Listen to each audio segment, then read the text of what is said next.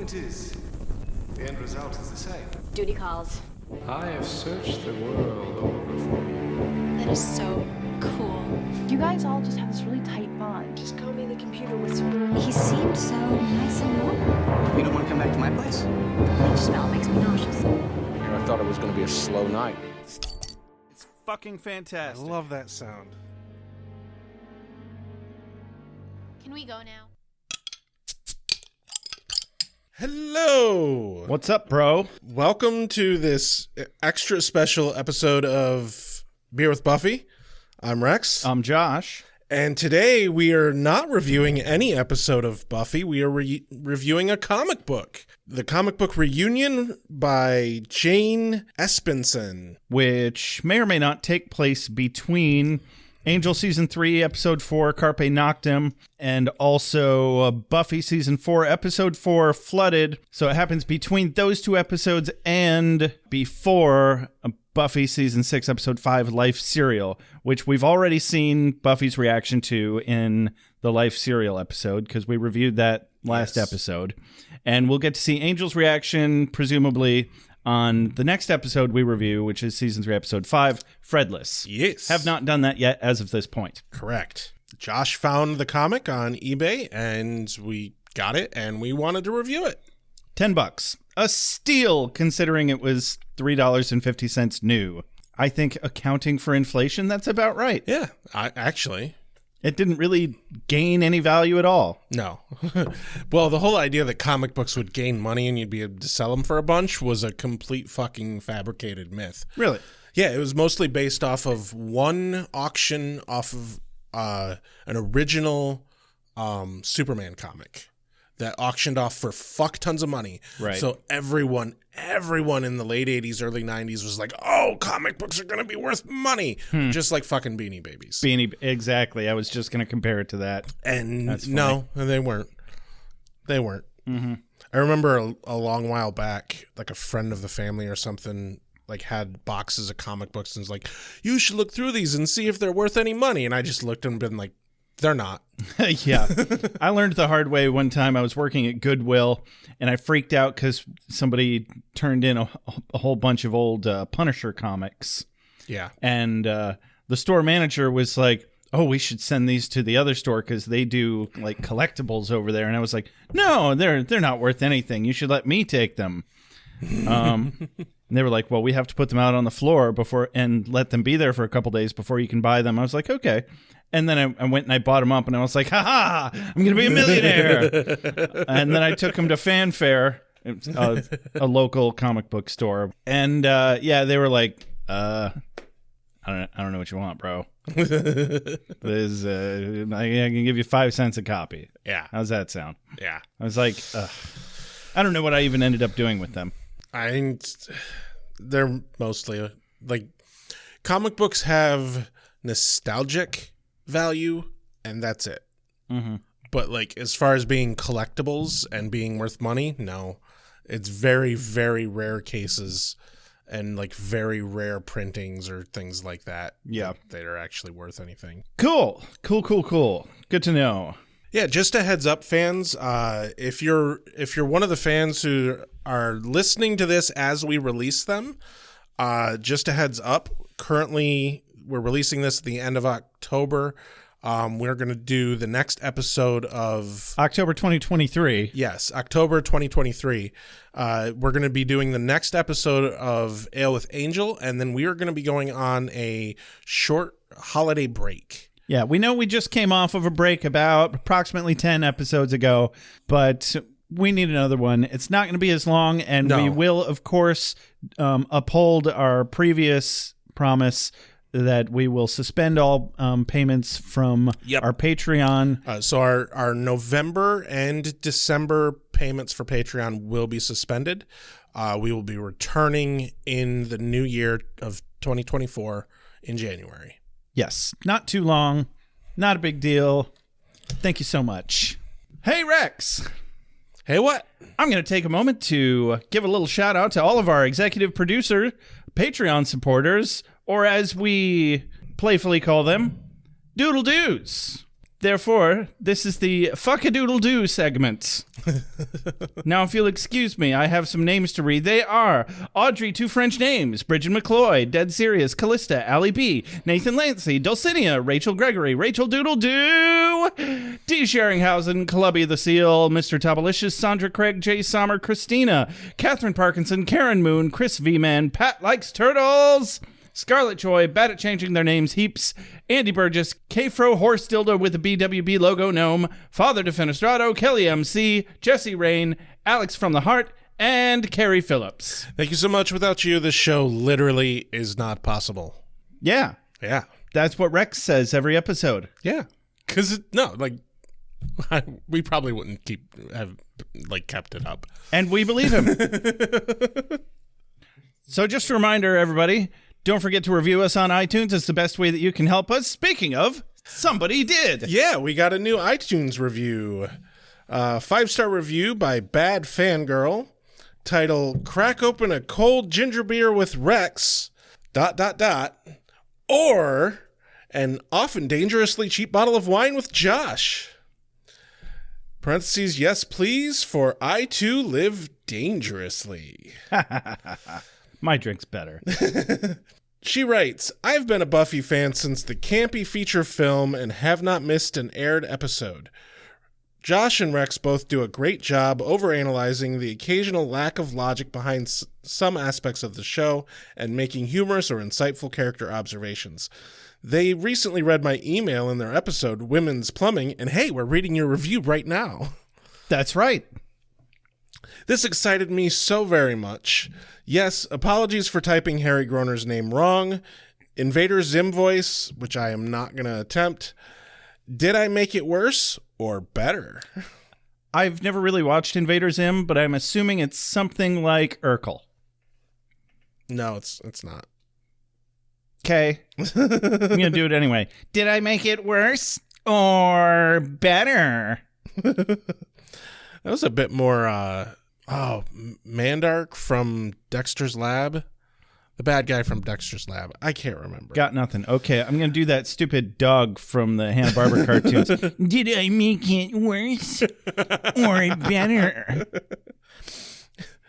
She continues, I especially love the mom synopsis and would love to hear Josh apply his great impersonations to improv some of his own scenes between Buffy characters as he has done in the past. Whether it goes to the sexy place is up to you. Oh, it will. This was Rose, a.k.a. Bad Fangirl. I don't know, if you're been watching Buffy that long, I think that makes you a good fangirl. Like, you're dedicated. Yeah, but she's bad, Rex. She's bad like a broody angel. Forgive me, Daddy. I've been a bad girl. No, it's forgive me, Father, for I have sinned. Well, the last thing on the docket here is, hey, a mom synopsis. Well, that's very presumptuous of you that I would have gone out of my way to write one of those for a comic. Joshua! What are you doing, Joshua?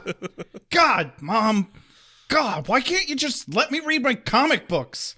Oh, no. What a filthy habit, Joshua. Those things will rot your brains. Come on, it's not worse than TV. At least I'm reading something.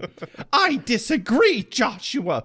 It's filthy, smutty, artistically inspired, story-driven, engaging tripe. Most of those words you just said aren't bad. Yes, I enjoy some tripe too, but don't you get smart with me, mister! So, you think TV, which is just flashing lights that beam into your face all day while you sit there marinating in your own bodily fluids, is somehow better than actively using your brain to absorb abstract concepts through an ancient set of symbols and colorful still-frame depictions of events? See, there you go, using big words again, Joshua. You know I don't think. Yes, how very rude of me to assume. Finally, we agree on something. Well, if you're going to be a comic book nerd, at least do it in private and don't expect me to pay for your nasty little habit. Oh, no, not private time. You've defeated me again with your super parenting.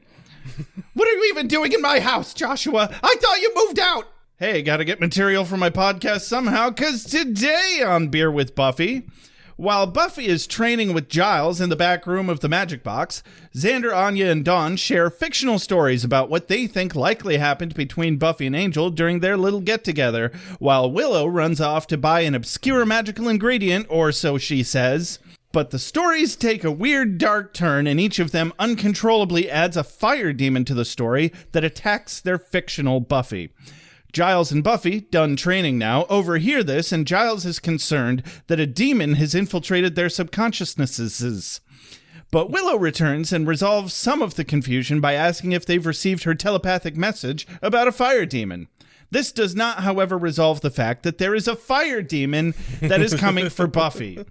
That, however, takes care of itself immediately as Buffy and the Scoobies are forced to suddenly fight and extinguish the fire demon. Willow keeps it a secret, but we see in a flashback that she was attempting to cast a spell to compel Buffy to talk about her reunion with Angel, but it didn't go quite as planned. The end. Ladies, gentlemen, spiny-headed looking creatures. As soon as the sun goes down, vampire. As soon as the sun goes down, vampire. Competition is a beautiful thing. Boots here. Our comic book opens on the Magic Box with Buffy and Giles training in the back room. I'm sorry, where? On the Magic Box. That's right. Yeah, there we go. That's fucking right. We open with Buffy and Giles in the training room. The Scoobs are kind of wondering what happened between Buffy and Angel. They're doing some speculation. Yeah, over in the training room, I love that the opening panel is Giles flying across the room while Anya, Xander, and Willow watch. Yeah. Buffy apologizes. Giles forgives. He's like, perfectly all right. You just didn't know your own ludicrous strength. And Anya thinks Buffy isn't normal since her death and recently seeing Angel.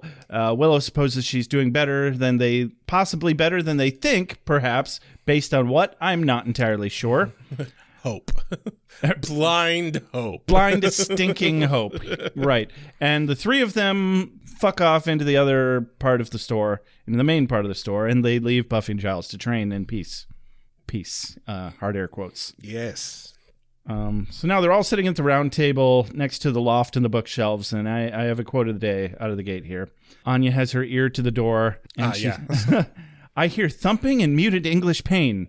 She did it again. So Xander agrees that it's because of seeing Angel that she's all out of whack, and he wonders what went on. Willow steps out announcing that they're all free to speculate on what happened, whilst she goes and acquires a rare magical ingredient, the implication being heavy that she personally will not be speculating, but seeing good and goddamn sure what happened between Buffy and Angel. I did like her line here. She's talking about having to go talk to a witch to get the ingredient, and she says of the witch that she puts the hag in haggle. It was a very Willow, very Willow moment. I love that we know the characters all so well. Right. This has easily been the most, I guess I'll just say, positive comic book reading experience for me, because I'm normally not familiar with the characters, right? And it doesn't register so quickly and easily. You were never a comic book kid. No, not really. Unlike me. Mm-hmm. But yeah, Anya takes Willow right up on her offer to speculate and suggests that they take turns because it sounds fun. Yeah. No beating around the bush there. She's just like, let's do this. She is a giddy goat. Xander sees no need to speculate because he's positive he knows exactly what happened. Exactly. And I think I'm positive I know exactly what Xander thinks he knows exactly what happened. Yeah. Well, the next page. Full goddamn page panel of a bedroom with several articles of clothing flying around. And this where the comic book establishes color-coded speech boxes for while the characters are speaking over their vision, mind's eye versions of the stories. I just want to put so all the different stories in here are done by different artists, and They actually hired an artist who did just this page. That's funny. Just this one page. That's all he did. Ryan Sook did just that one page of their clothes up in the air. Hey, we just need you to draw Buffy and Angel's clothes flying across the room.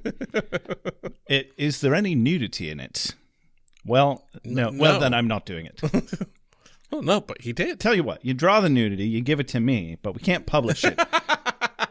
God damn it, I'm in. Yeah, it was actually 2 panels, 2 pages. Right? That's the real treasure right there. Or they just cropped it real close. Just took that one part with the clothes. Bastards. Those bastards. I'm a perv. Yeah. I can't help it. Yeah, and you always got to take it to the sexy place. I've got a penis. I'm a man with a penis. We can't talk about that. We're in a school. Okay. Yeah. Yeah, so colored speech boxes, tan for Anya, blue for Xander, pink for Dawn. Not that that matters to you listeners at the moment. They're playing it as if all the characters can see vividly what one character, in this case Xander, is describing. So vividly, it's as if they're reading the comic book also and not receiving a verbal description. I personally think it's along the lines of like in Community when the whole study group like imagines a thing together. Yeah. That's how I envision And it. they stop and they pick out one nonverbal detail as if they were all watching. Yeah, it's that old gag. Yeah. It's cute. Anyway, so to the clothes, Anya comments, "What's that?" And Xander specifies, "Their clothes." Another quote of the day here. Anya says, "Oh, I get it. They're being discarded in the haste of passion." And Dawn pipes in, although I don't know how we're supposed to know that it's Dawn other than retroactively after turning the page, because there's suddenly a pink box, and we're like, who's the pink box? That's a normal comic book thing. I hate that.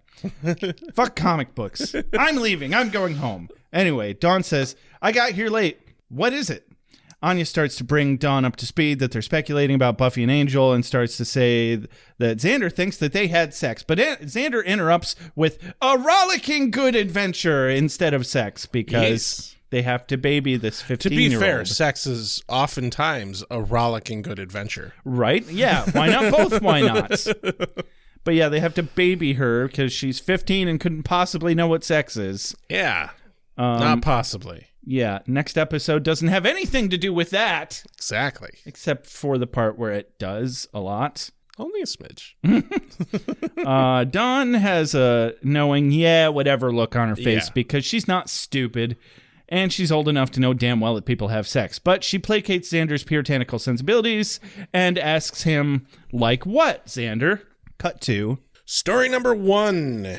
So, in Xander's story, Angel and Buffy meet at the Hollywood sign in L.A. Mm-hmm. Xander, notably through this, Xander narrates Angel as being not very smart or confident.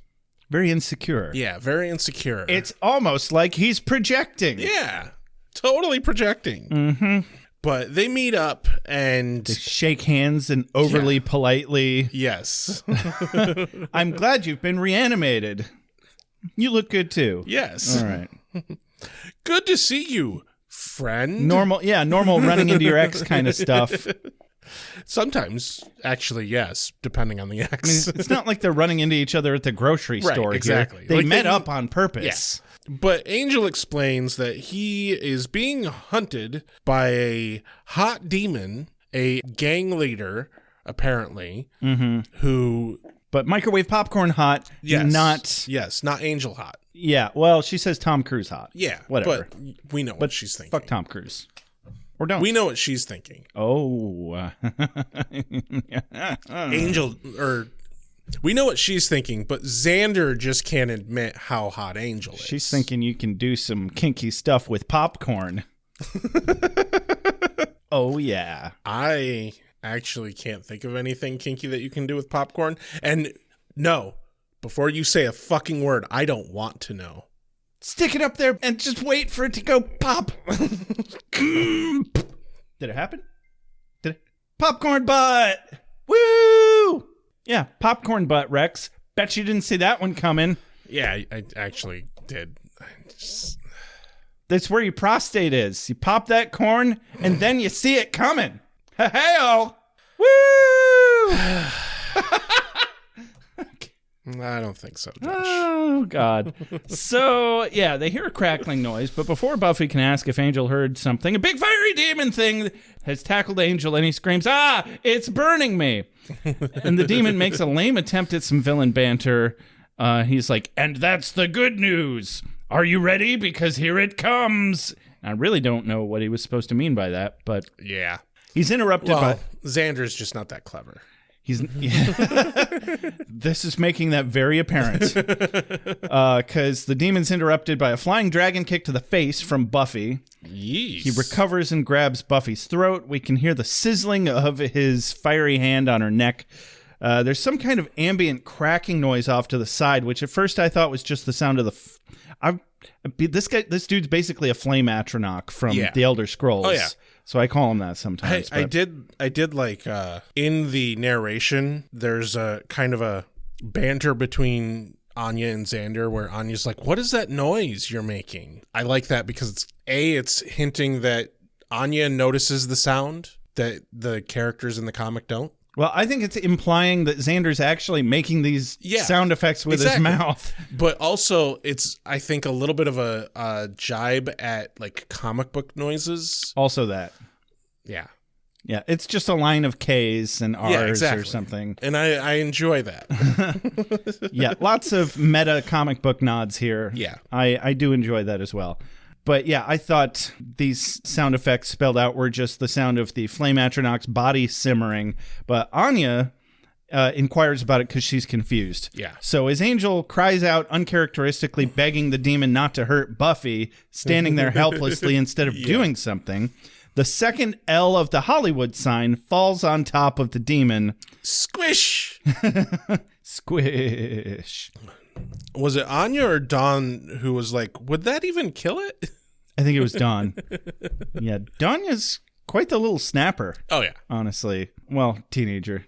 Yeah. Yeah. I mean, she also grew up around this group of people. Yeah. So, like, that would turn you into a hell of a smartass. No small amount of sarcasm amongst this group. No. Yeah, Anya doesn't buy it. Dawn thinks it's dumb. I agree with both of them.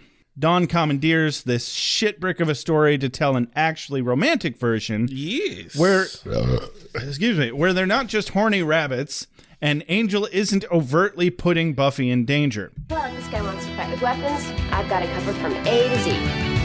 From axe to the other axe. I'm fairly certain I said no interruptions. So then we move to story number 2, which is Dawn's. Angel and Buffy meet at a beach. It's very overdramatic reading. Like, very. Oh, yes. Yeah, very. The way Dawn puts it is, he called her because if he didn't see her, he would die. Yeah. Which, you know, depending on which phase in their relationship is kind of accurate. Like, not in the current phase of their relationship, but there was definitely a time within the span of their relationship where that seemed very accurate. It's definitely still lingering a bit, though. I mean, the way they both ran for each other, like when Angel gets the news that she's alive and when she gets the phone call, they're both just like, "I'm on my way. No questions asked. Fuck anything that I'm currently doing." Exactly. But I really enjoyed how pedantic Anya gets here. We get a fun little moment where she's like, "Actually, he's already dead." Yeah. So Dawn tries to rephrase it to appease Anya's lack of ability to ignore obvious colloquialisms that don't match literal definitions. And she's like, "I mean, his heart spoke of her with every tortured beat." Actually, his heart doesn't beat. And I'm like, yeah, well, his heart doesn't speak either, Anya. But you're not bothering to correct that, are you? Yeah. It's probably one of the funnier moments, honestly.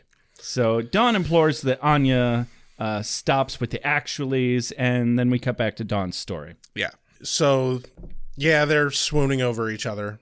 And then... Oh, Angel. Yeah. Buffy. Yeah, so remember how we described that they're able to see each other's mind's eye visions of their stories, because Anya notices this orange flame in the background and wonders if it's a campfire, while in the foreground, Angel and Buffy kiss passionately. Yeah. All right, so there is something that's kind of a complete aside tangent, but I feel like we'd be doing our listeners a disservice. Let me just open to the page real quick for you. Not that I need to. You'll know exactly what I'm talking about the second I bring it up anyway. I want to talk a little bit about this full-page ad. Oh, it's for the PlayStation 2. For the game Kinetica on the PlayStation 2. A racing game that features scrawny women in G-strings wearing what they call kinetic suits, which is a very, very loose term. And the ad in here pretty much has the woman. There are essentially boots that start at mid-thigh, and then the upper body of the suit starts above the bottom of the rib cage. Yeah. And so this kinetic suit, hard air quotes, essentially makes them a motorcycle human, and the only body part still visible is their ass. Is their ass and midsection, and the camera is focused, or the the perspective of the ad, if we were to call it a camera, is focused directly on the ass. The tagline is actually "Where G-string meets G-force." Yeah. The copy for this ad. It's what they're wearing in the fast lane. Slip into a kinetic suit and feel the intense competition. Scale walls, cling to ceilings, pull off ground and aerial stunts on 12 futuristic tracks. Man and machine are united. Pure speed never looked so good. I mean, sure, it's been 20 years, and I hate to say it, but Mario Kart 8 did it better, and they they didn't have to be horribly sexist about it. Because they knew what the fuck they were doing. It's the worst kind of over-sexualization of women's bodies that the 90s and early 2000s had to offer.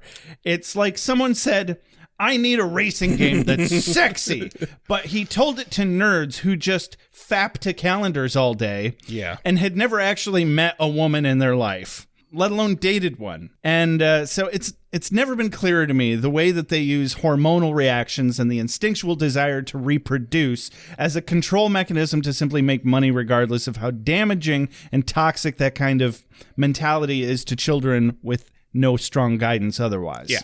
Kids who learn about the world around them through the media they consume. Yes, children, here. You want to play with this faceless motorcycle that you can fuck, right?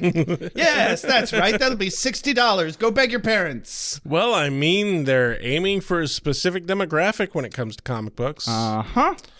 And you know what's funny to me is I didn't notice this ad. Like at all. Really? Like it didn't even register. Okay. Because I'm so accustomed to reading comic books from when I was a kid that like the ads don't even register in my brain. I just move on. It just washed right past you. Yeah, I don't pay any lick of attention to the ads anymore when I read a comic. Okay. Haven't for years because I mean that makes I've read sense. just tons. Yeah, I'm getting really fucking desensitized to ads as well, but I get really fucking angry when I'm at the gas pump and they're fucking LCD screens. I fucking hate those. I just want to lean against my car and not be bothered for a minute while my car want to zone out and just up. stare at the numbers go. Yeah. Like, I don't want to fucking listen to shit. Yeah, and you're just shoving more. You found another little crevice of my life to shove ads into. Yep. Fuck you, people. Fuck you so much. This is one of the reasons, by the way, that I really want to live or spend time living in some foreign countries. Because while I obviously capitalism when it comes to most countries in the world is ubiquitous, but I really want to experience what it's like living in some of these other places where it's not American capitalism. Yeah, that would be interesting. And I suspect, depending on the country, mind you, I suspect quite refreshing. I was just going to say, I think it'd be very relaxing not to have to walk to the other side of my car to let it gas up so that I don't have to stare at their fucking ads. You know, something just occurred to me. I wonder if they have these stupid ad things in Oregon. Because in Oregon, you're not supposed to pump your own gas. Oh, yeah, I bet they don't. I bet they don't. They probably just really piss off all the people that work there. Probably. Not that they give a shit. Right, yeah. But no, so I watched some gameplay footage of Kinetica. Honestly, it looks fucking boring. It's an average racing game. Okay, they do some shit with gravity. Right. Like I said, Mario Kart 8 does it better. Well, it couldn't have been too good. I don't remember the game at all. Yeah, I mean, I was never much of a console kid other than Nintendo's. And of course, the like tiny little ass screenshots they have in this ad. Literally, it's just women's asses. Yeah, it's just a racing game with some pixelated G-string asses on the motorcycles. The game looks really sad, actually. But to be fair... Rated teen with mild violence and suggestive themes. Oh, slightly suggestive. The only fair thing I have to say about this is I think some of the motorcycle asses were male. So they weren't just singling out women. I mean, you never know that to look at the ad. Right, yeah, no shit. But, you know, what... G-string meets G-force. God yeah, damn. it's so fucking bad. Oh, god damn. Let's get back to Buffy. Yeah, I just thought that was hilarious, and I had a whole tangent about it, so... Anyway. Oh, and hey, look, the next page is a ad for Buffy DVDs. Nice. Yeah, a little more on topic. Yeah. I like that. So, ignoring the campfire comment from Anya, Dawn continues with Angel and Buffy's reunion. They're holding each other close, and now after they kiss, Angel whispers to her, "You're alive." And they both still have their eyes closed. Buffy's like, "I am, but I was dead, Angel." Some really great dramatic reading material here, honestly. Oh, yeah. Angel's like, "And you took my soul with you." And Anya is just a Twitter with excitement over this. And she's like, "Oh, Xander, say more things to me like that." Yeah. Xander sarcastically is like, "Thanks, Dawn." Yeah, thanks so much, Dawn. I'm like, I don't know what you're complaining about, Xander. Dawn is inadvertently schooling you on how to please your woman, and she's only 15. Right. This is raw, what a woman wants kind of shit here. So I have to mention this. And I'll actually talk about the artwork and the panels more at length at the end of this. But I do specifically want to mention, in this section of Dawn's story, it suffers from a problem that a lot of 90s comic books suffered from. And that is, with the artwork of Buffy, it is drawn to where, as much as possible, you can see both her ass, cleavage, and both tits. Wow. Like, look at this frame and just look at the contortion that this character drawn does with her spine so that you can see her ass and tits. That right there is bad art. Good to know. But and the one directly below it, she's literally pointing her ass directly at the viewer. Yeah, and like she's laying on her back, yet you can see both tits. Mm-hmm. It's like this. I have things to say, but I can't leave this scene without mentioning this. And also, she switches dresses halfway through, but it's a thing. She's wearing the same pink top, but now a long waist skirt with a slit up the side of it, so it's a more flowy, and more importantly, she has more kicking range. And Anya notices the dress is different somehow. Yep. Dawn simply says that she changed her mind. But again, with the fourth wall breaking. So Buffy declares that she and Angel are the same now, and I think we can be together finally. And Angel questions reality because I've dreamt of this so many times. But ominously, there is a fiery claw in the foreground of the panel.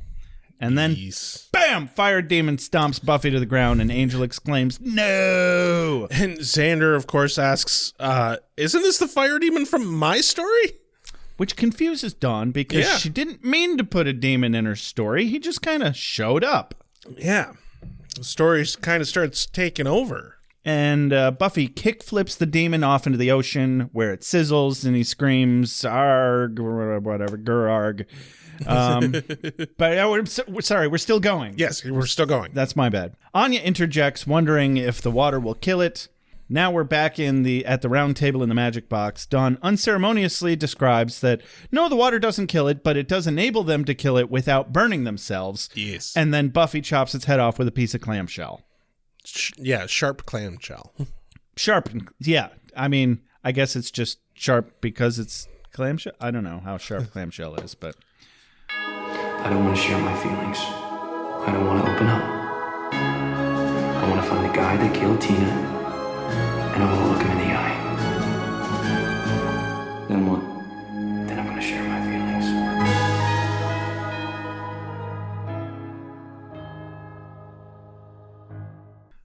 Anya wishes she could have seen that, and Xander is confused now as to whether or not this actually happened.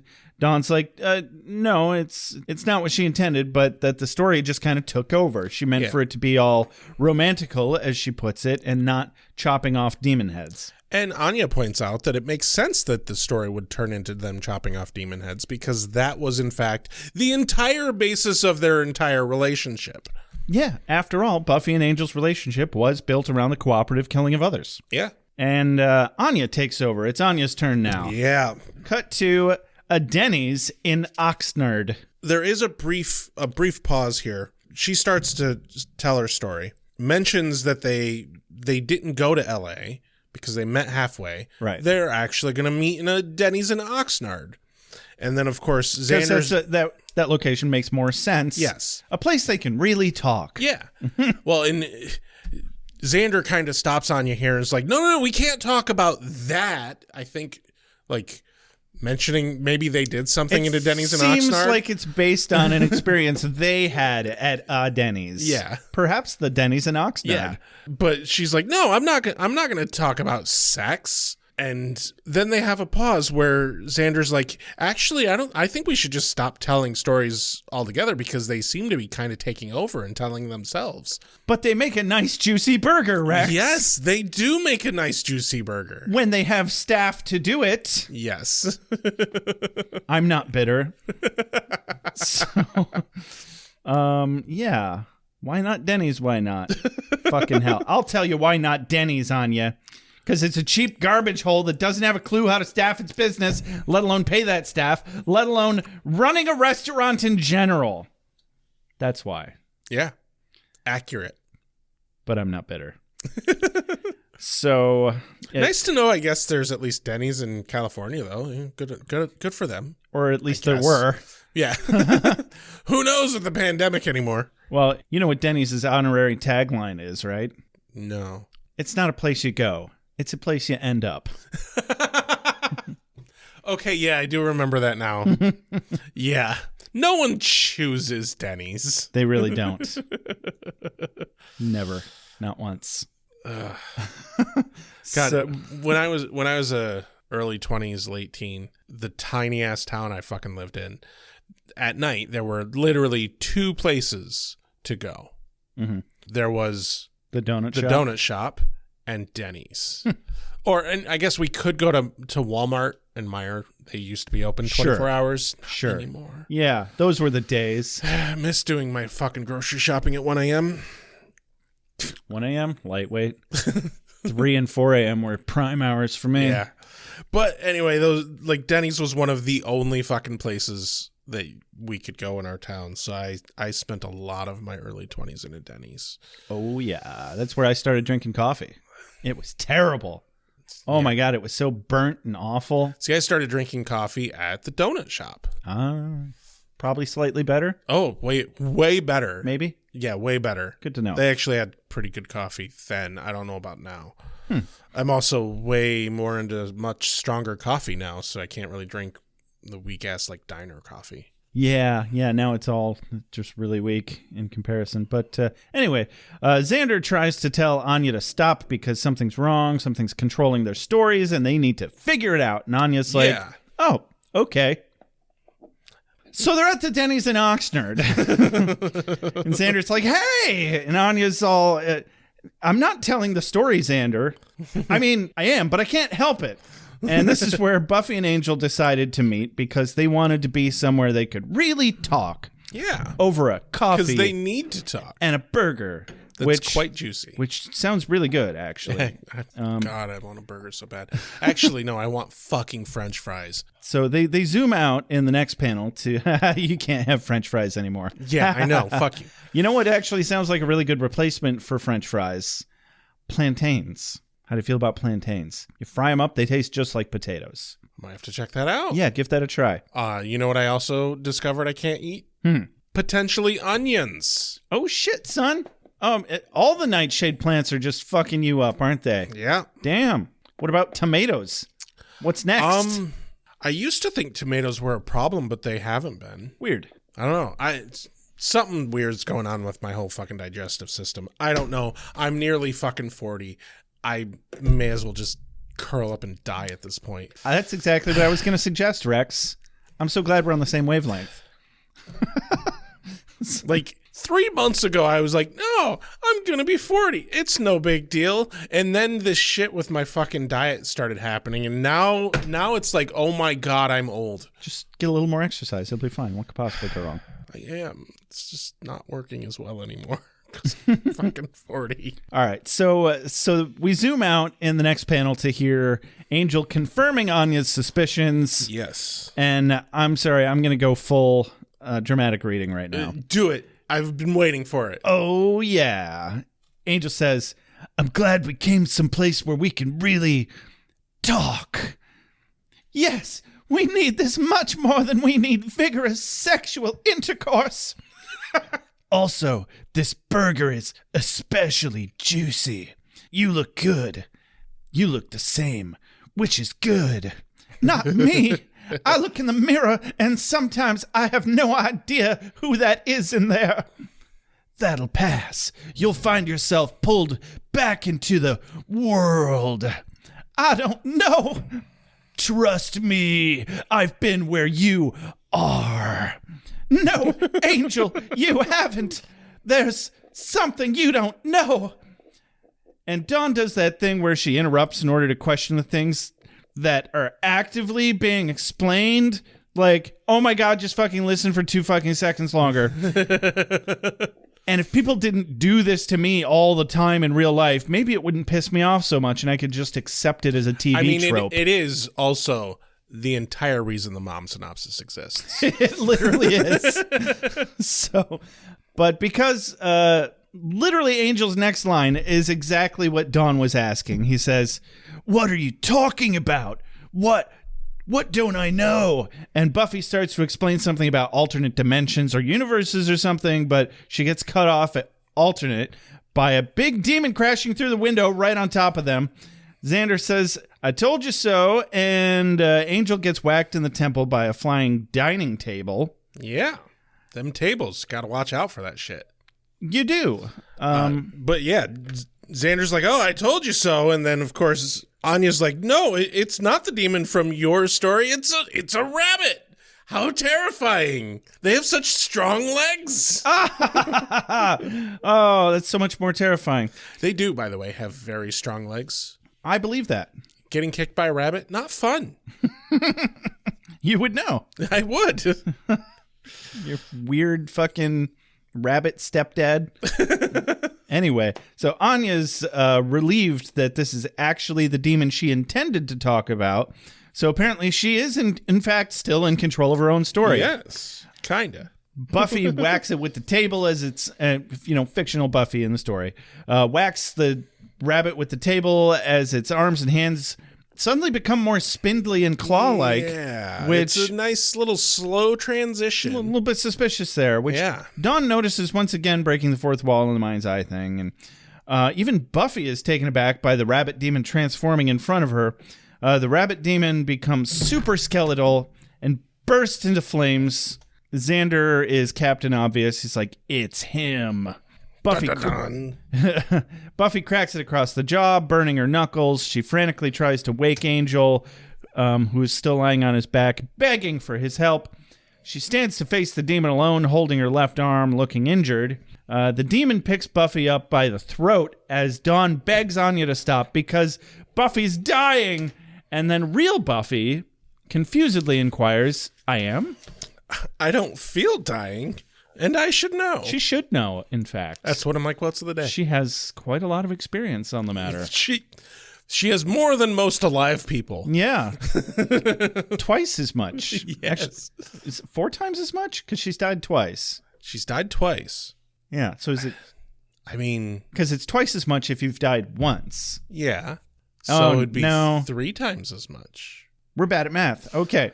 So Dawn and Anya explained that they were telling... fair, that's weird math. It is weird Just math. saying. Yeah.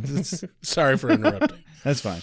Dawn and Anya explained that they were telling stories about her and that they kept going out of control. Yeah. Xander attempts to deny that they were speculating about her and Angel, but is cut off by Anya. Dawn and Anya continue, there were hot demons. Yeah. And in my version, you lost. I love how both Buffy and Giles are just very confused. Like, nothing that these three are saying make any fucking sense. Giles actually does a really good job, though, of picking up on what's going on. Yeah. It is, however, fun to watch his befuddled face, even in a comic book. It does lack a little something, though. Yeah. It's not actually Anthony Stewart Head, and it's just... I know. You gotta make it up in your head. But yeah, Giles worries that something's going on because maybe some demon has infiltrated their consciousnesses. Here, I'll help you imagine Giles a little better. Okay. He, on the other hand, has completely gleaned exactly what's going on, or what seems to be happening, and he says, are you saying some demon was menacing Buffy in stories that came to be out of your control? My voice is all fucked up from doing the angel voice. Well, don't. Yeah. Otherwise, I could get that more raspy Giles impersonation going. Are you saying some demon was menacing Buffy in stories that came to be out of your control? I don't know. Xander's impressed by Giles' ability to get all that from the scattered statements they'd made. Which I am too. Right? Quite. He also questions if subconsciousness is a word. Yeah. And fun fact, it's not. Yeah. Good job, Xander. You were right about exactly one thing. Ever. Even a period. Broken clock is right twice a day. And you're not even that good, Xander. Oh. Poor Xander. Not really. So I honestly, I agree, though. I say pluralize whatever the fucks you want. Fucks English is... A lot of S's in there, though. Makes it hard to say. Mm-hmm. You just kind of sound like Squirrely Dan. It's just too many? If you start... It's too many S's. It's too many S's. Yes. Is that's what you said, Rex? God, I'm going to throw shit at you. Once upon a time, there was a kitty. She was very little, and she was all alone, and nobody wanted her. Did the kitty get chosen by some nice people? Well, now you ruined the ending.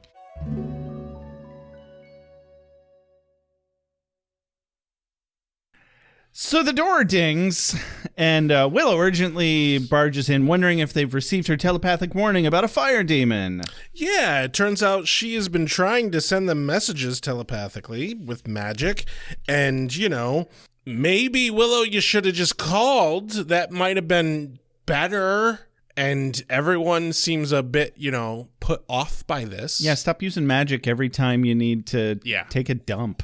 Like, was it Xander or Anya who's like, oh, well, at least it's not demons. But then Dawn mentions how it feels icky and gross.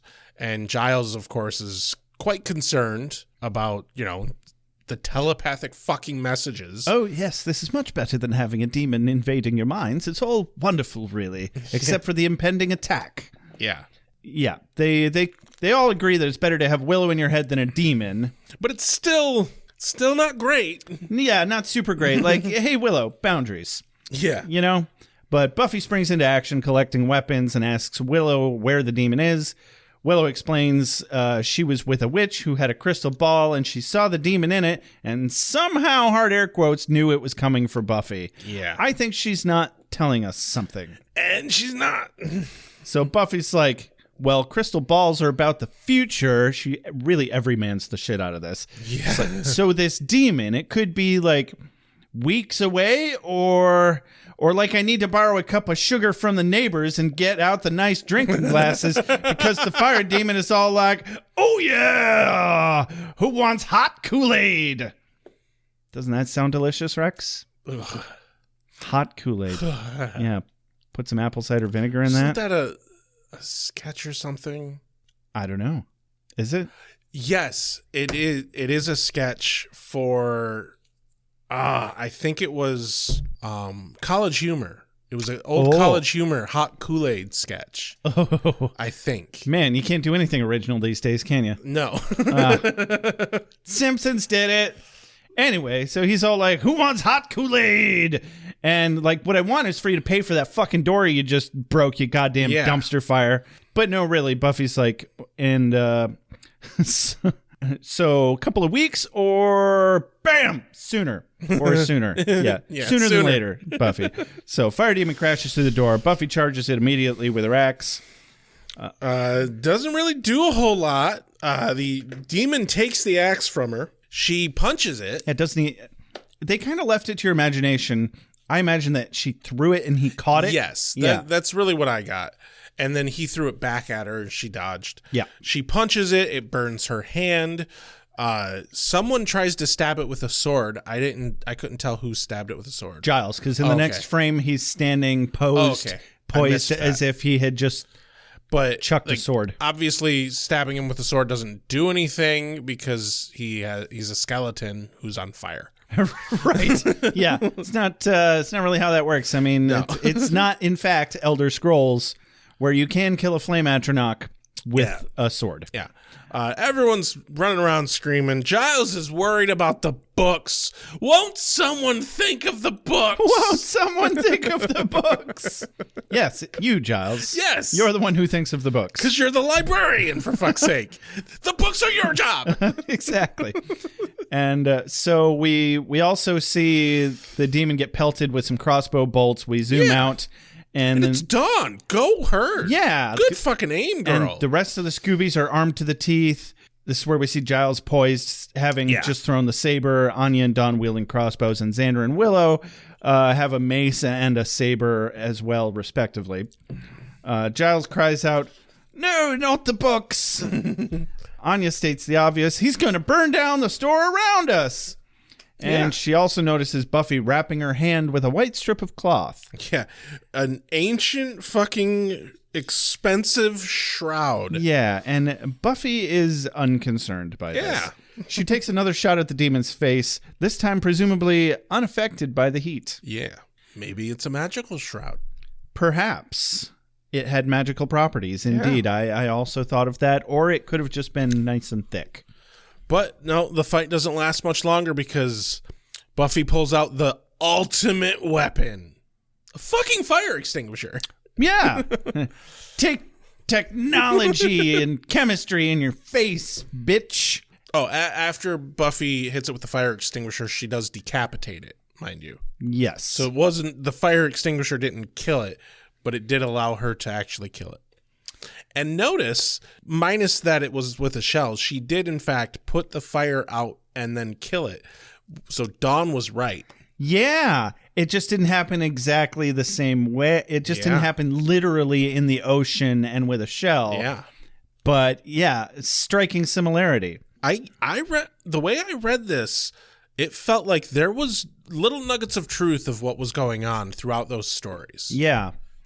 So it looks like we cut to slightly later where Giles is spraying the fire extinguisher on the corpse just to make sure that it's totally out. Buffy's interrogating Dawn just a little bit why were they telling all these stories about her and Angel? Dawn kind of plays dumb. Yeah. And then we cut over to Xander and Willow at the round table. Xander wants to know what spell exactly she was casting and then what ingredient she went to buy. And she's like, oh, it doesn't really matter anymore. And it's not important. Yeah, it's not important. But cut to it being important. No, Willow actually summoned the demon and wanted the demon to find out from Buffy what happened with her and Angel. And the demon misinterprets what she says to hunting her down to rip out her heart and bring it to Willow. Yeah, I really love how this line goes. She chants specifically, "Compel her, O spirit. Buffy holds a secret in her heart. Make her speak of her encounter with the vampire called Angel. Open her up. Let us see. Compel." And the demon says, "I will find her. I will open her. I will bring you her heart." She's like, "That's not what I meant," as it runs out the door. which is actually hilarious. It is. It definitely makes me kind of wish like that was actually a scene from the show. Right? Yeah. I imagine we're going to get that sensation a lot if we start reading more of the comic books. Yes. I'm hoping and assuming there's going to be a lot of good moments in them. But yeah, so we kind of set it out of order. We go back to Xander, who for once cannot see her vision through the fourth wall. And this is where she's like, it doesn't really matter. It all turned out okay. Ha ha ha ha. The end. Yeah. Gerarg. Is this from me? I must be ready. I need my strength. Give me more! Night, I shall walk in the earth. Hold on. You've got something in your eye.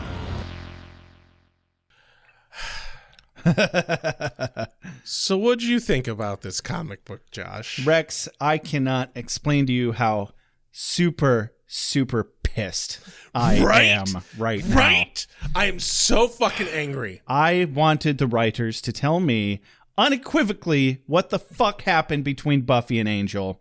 Not to give me some bullshit monster of the week. I needed them to scratch my fucking itch. Yes. And they only made it worse.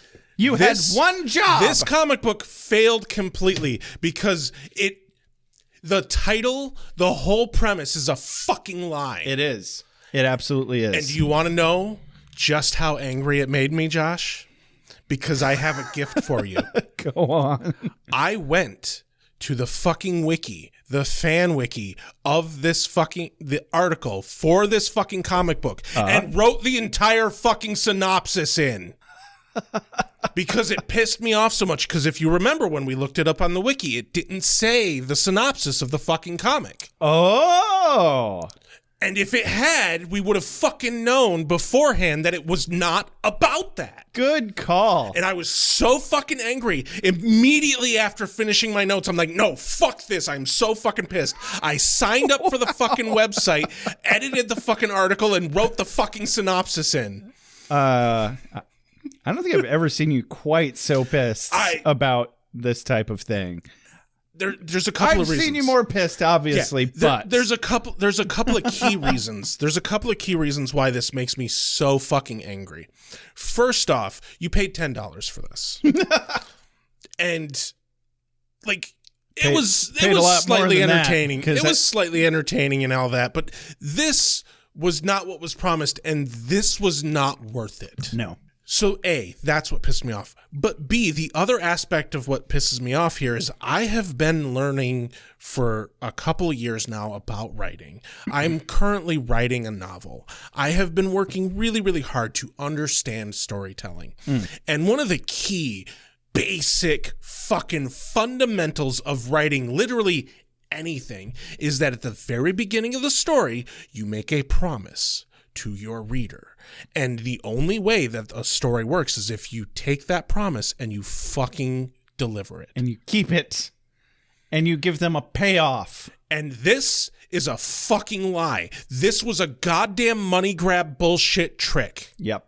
So what I will say is, was the story on its own cute and fun and spot on for all the characters involved? Yes, absolutely. Not fucking good enough. Exactly. This is not what we fucking want. That is not what I signed on for. I'm so fucking livid. The worst livid. The worst fucking cock tease ever. Yeah.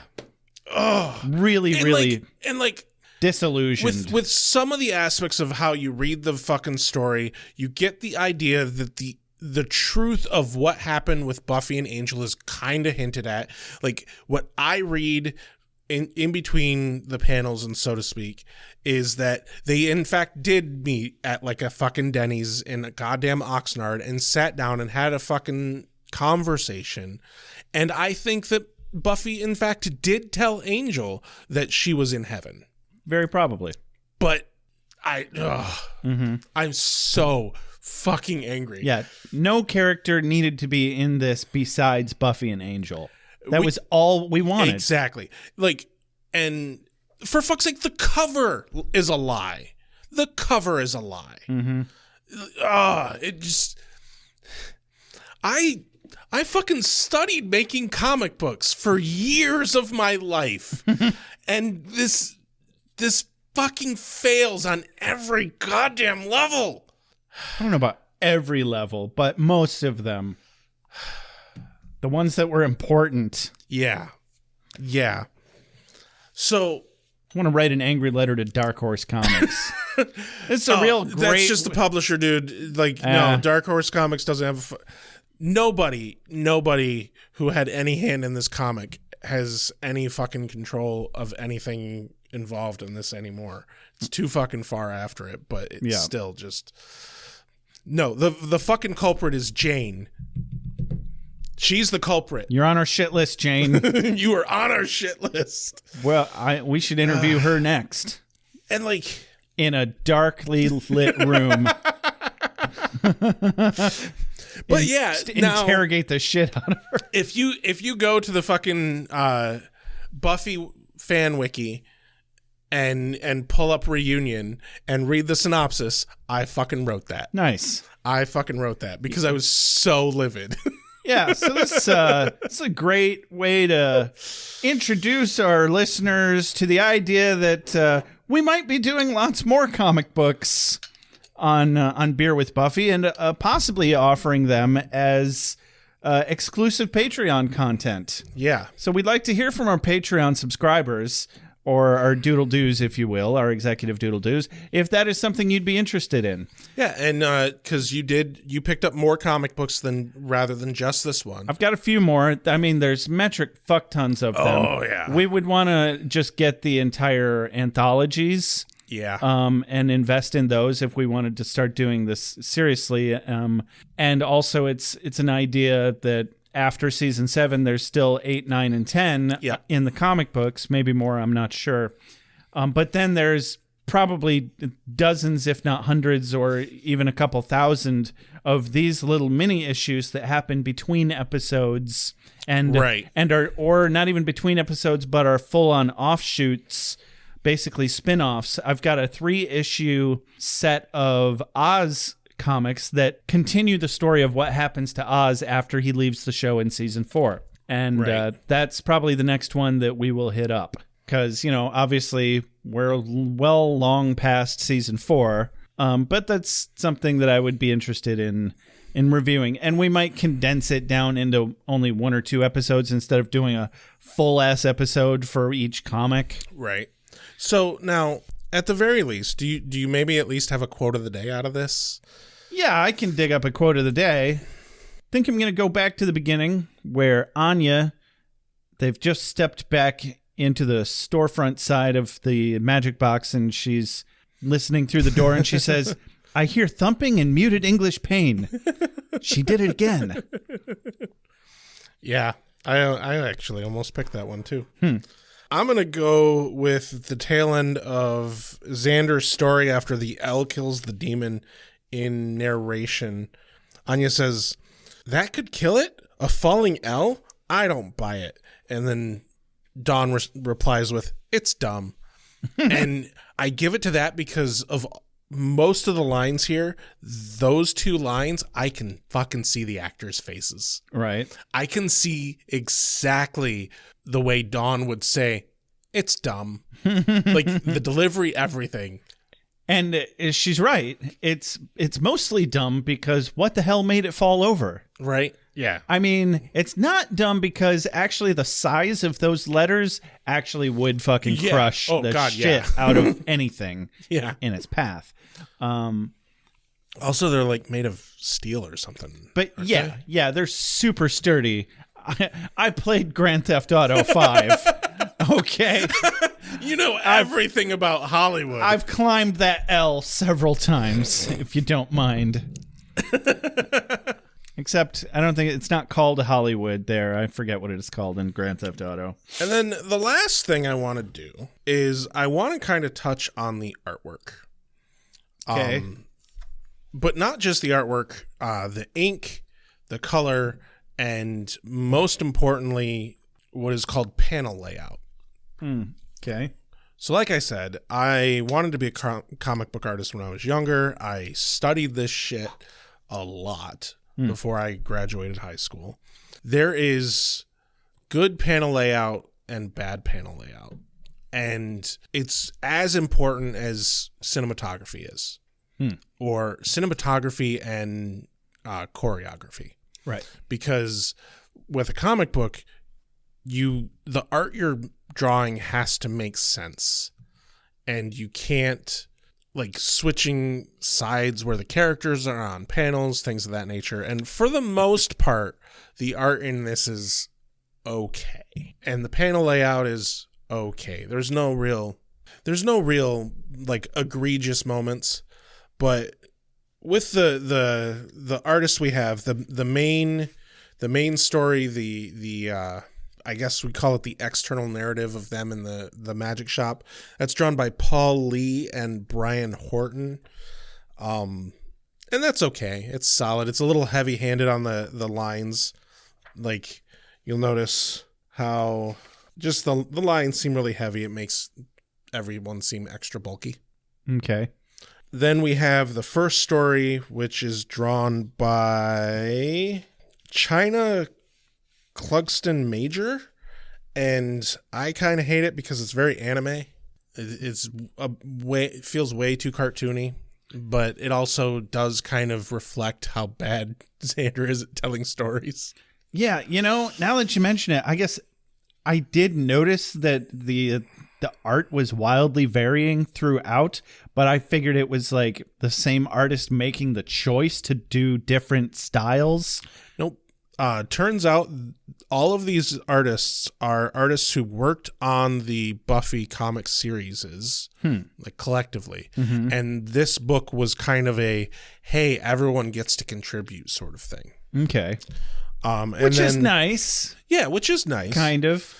And then story 2, which is Dawn's story.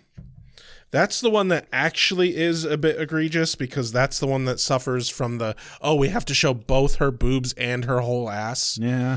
And like that, the one panel, these two panels right here with Buffy fighting the demon, like I know our listeners can't see them, but like that's pretty egregious. Yeah. I wish we could just scan it and post it for you guys, but that probably wouldn't go over well. Yeah, that's called copyright infringement. Yeah, what are you going to do? And then Dawn's story, that's drawn by Randy Green and Rick Ketchum. So, obviously drawn by men. Right. Yeah. And then Anya's story is drawn by Eric Powell. And dude, Eric Powell is the best artist in this fucking book. Yeah. Look at these pages. When they're in the Denny's, that was the first time where I said, oh, that actually looks like Angel. Yeah, that actually looks like Angel. Like, that actually looks like Buffy. But also, like, I'm always a big fan of the really heavy shadow on faces and stuff like that. Because it sets a specific kind of mood. Yeah. And it sets the kind of mood that you expect from Buffy. Mm-hmm. No, the whole show's darker lit. Sure. And this reflects that. So like this artist, Eric Powell, I think is by far the best in the book. And also like the fire demon and whatnot and the rabbit look fantastic in his artwork. Yeah. And like I'd say second best is the external narrative. Real world. Yeah, the real world. But it's still not as great. Like one thing that really bothered me is this panel here, her eyes. Yeah. Somebody was in a hurry. And well, that's mainly that is brought about by bad inking. And for description, the way the inking is done on Buffy's eyes in this particular panel, they make it look like the clown from It, where she's looking in both directions, like not cross-eyed, the opposite. Mm-hmm. I don't know what you'd call that. I don't know either. But yeah. And for the most part, as far as like the level of panel layout and everything, Eric Powell is also the best at that. Also had the most classic panel layouts, because you'll notice how there's not weird overlaps of panels. Yeah. And if you look back at, say, The really bad one, you get the weird overlaps of panels. Yeah, the overlaps bothered me. I don't like it when artists do this. They're trying to be dynamic. It doesn't work. It mostly just makes it confusing. Yeah. And like the main artist as well did that overlapping panel thing.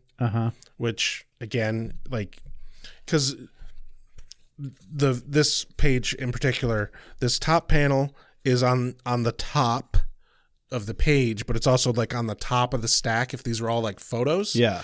And then the next panel is under that, but it's also under the third and fourth panel. That right there is bad panel design, because that almost signifies that you should read these panels first. Right? Yeah. Yeah, the overlapping bugged me, definitely. And this was a thing that my mentor, when I was learning how to draw comics, adamantly said, don't do this. Like, there's a reason you look at good classic comic books and you look at the panels and they're just fucking panels like this. Yeah. You very rarely break this. You ever hear the idea of you can't break a rule till you understand the rule? Yeah. It's big in art, especially, but that's one of those big ones. You cannot break the rule till you understand the rule. And if you're not able to just do it as a fundamental aspect of your work, then it just doesn't work very well. I was a theater major, and there's lots of little rules that you learn about stage acting and scene design, et cetera, kind of stuff. And I think one of the funniest stories somebody ever told me about that particular topic is that they had a terrible teacher who didn't teach them all of these little rules. She would just put them all up on stage and say, all right, now break all the rules. Yeah, that doesn't work. You have to learn the rules before you can break them. I mean, not just learn them, but like you're saying, understand them as well. I haven't really drawn regularly in years, but there are a few characters that I've drawn on and off. And one of my characters that I've drawn for years, he has very weird anatomy, but it works. And the reason why his weird ass anatomy works is A, he's a monstrous sort of character, but B, it works because I understand how to actually draw proper anatomy. Like you get the panel where the woman is drawn so her ass and boobs are all visible. That's wrong anatomy. It looks wrong. It feels wrong. And that's a problem that existed big time in the 90s. Rob Liefeld is the worst comic book artist that ever made fuck tons of money. He's actually responsible for creating Deadpool. The creator of Deadpool was one of the worst comic book artists ever and made fuck tons of money doing it. And if you ever like get a chance to pull up on YouTube any rants about Rob Liefeld, it's some amazingly bad art. But the point is he didn't learn proper anatomy, so he couldn't draw proper anatomy. So when he tried to draw things that looked like exaggerated, it looks wrong because you don't understand the real way to do it, and you can't make it look exaggerated in a way that looks good. But anyway, all this is to say is I really love being able to pull out of my ass this fucking knowledge that I had from when I was a fucking child. Yeah, and everything you're saying makes sense, and I'm glad that we've got that to stack on top of our absolute loathing for just being fucked in the ass on the angry story here. Ah, man. And like that's almost as bad, like getting my hopes up about that and being just slapped in the face is almost as bad as Valve Software not giving us episode 3 of Half-Life. Half-Life 2. Yeah, and like this is what this feels like. So all those times when you get all those fanboys who like rage when like a movie is made of their favorite IP or something, and they like don't particularly like the casting of someone, like, oh, they casted someone as black who they feel shouldn't be black or something like that. Like they're yelling about, oh, it's disservice to the fan, it's ruining the material. This is real disservice to the fans. Like this really is, because this is you promised me something that I've always been curious about what the fuck happened in that moment. Like, all of us are. Yeah. We are like, and you give it, you're like, oh, here, I will give you this, but nope, fuck you. Yeah, it's crazy that they put it in the TV show and just completely refuse to give us any information about it. And then this is supposed to be the bandage to that. And then that just fucks us too. It would actually be better if there would never have been anything hinting I agree. at what actually happened. Yeah. But this is like what was the point? Exactly. It's fucking rude. Yeah. It's fucking rude. Goddamned rude. Oh, first world problems, but it's rude. Woof. First world fandom problems. Yeah. Oh. All right. Well, Are you done? Are you done ranting? I'm done ranting. I'm done ranting. All right. Me too. Thanks for sticking with us, everyone. Thanks for listening. If you like that, get in touch with us. Let us know. And what I said earlier about doing more of these. We have more comics. We have an interest in doing them. If you have other thoughts on it, let us know. We're always open to new ideas, other ideas. Just in general, pluggables here. Follow us on Twitter or don't. We're pretty much done with it. Like us on Facebook. That's the main social media that we are into because we are old. If you'd like to buy some of our stuff, we have hoodies, mugs, stickers, and other stuff that is cool with our logo on it. Head on over to www.beerwithbuffy.com/shop to buy those things and help support us. It's fun. If you'd like to support us financially and you don't want to clutter up your, whatever, head on over to patreon.com/beerwithbuffy and pick up one of our perks. The best thing you can do to help us out if you are on a budget is review us on iTunes. In fact, even if you're not on a budget, that's still the best thing you can do to help us. It improves our algorithm and gets us seen by and heard by more people. Yep. One of the best ways to contact us is by email at beerwithbuffy@gmail.com. You can also leave us a voicemail or text us at 269-743-0783. Lastly, but not leastly, as always, a big shout out to JJ Treadway for all of our opening, closing, and transitional music. This has been a special episode of Beer with Buffy. I'm Josh. I'm Rex. Have a good night. I'm going to go straight to a convention and find somebody to yell at. You are the Slayer. Lives depend upon you. I make allowances for your years, but I expect a certain amount of responsibility, and instead of which you enslave yourself to this cult. You don't like the color?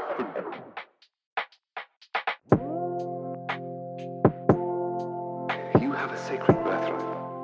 You were chosen to destroy vampires, not to wave pom-poms at people. Why can't you people just leave me alone? You are the Slayer. Go ahead. Prepare me. I'm a watcher. I haven't the skill. Oh, come on. By appealing to your common sense. Werewolves, incubi, succubi, everything you've ever dreaded was under your bed, but told yourself couldn't be by the light of day. One gal in all the world. Common sense. One gal in all the world. Was a bit, British, wasn't it?